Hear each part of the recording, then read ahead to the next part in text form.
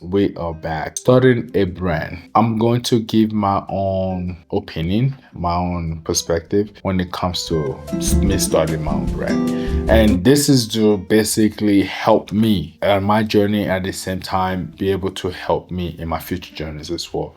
Because I'm going to go back to this video and probably think about it and be like, oh wow, this is what I really think. So when I first started this thing, I told myself that I want to transition from fitness business into a clothing business because it's something that I've always wanted to do.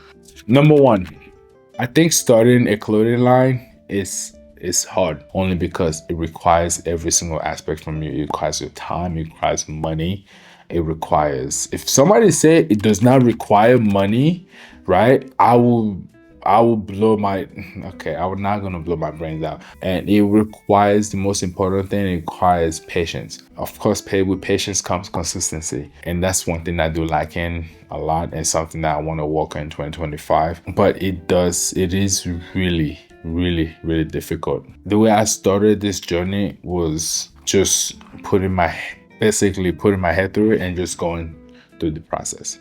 I started with just making a name for it. Let's just use my name.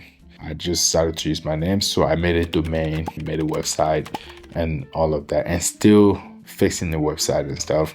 I traveled. I met different manufacturers.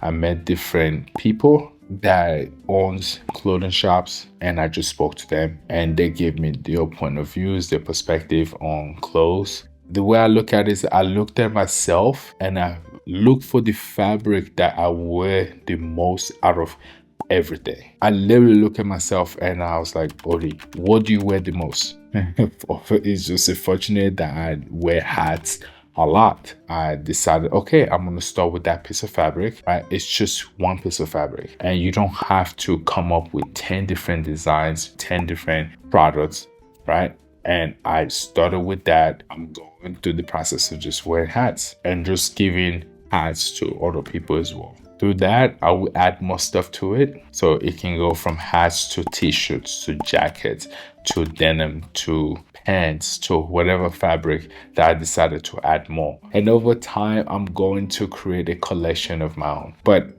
I don't have a collection yet. I just have a piece of art, and my piece of art is just a drawing of a hat, and a hat that I know that is going to please a lot of people. This hat itself is, I'm not trying to praise my product, but I will tell you this right now, my product is damn good, because I'm not going to put something out there that is not good, that's not going to represent me. Because if I'm going to be wearing it on the day-to-day basis, I want to make sure that it is going to be good on me, it's going to please my needs, and it's going to make me feel good about myself. I'm going to do exactly the same thing, and I'm going to give you guys exactly the same thing. Another thing, starting about what I look at is the things that I like to do, the hobbies that I love, the people that I like to talk to. And in my eyes, my personal experience, like, I like sports, I'm in fitness, right? And at the same time, the people I like to talk to is older people, only because I get to pick their brain and be able to learn from them. And by you learning from them, you gaining wisdom and you learning history. Through this journey of a brand of Odi, I am planning to use history as a way to bring my personal brand to life, right? It's a way for me to tell a story. That is the second phase of me starting, is just looking at myself and look at the clothes. I mean, that was the first phase. Look at myself, look at what I like, what I wear the most, and then go with that perspective. And the second phase is looking at what I love to do, and through that aspect, I will be able to create something, create a story, create a product that can be appealing to me, myself, and also be appealing to the audience as well. The third phase, in my opinion, about me starting this thing is find a way to be authentic. And the best way to be authentic is to be yourself. By you being yourself, you're able to catch the audience's eyes.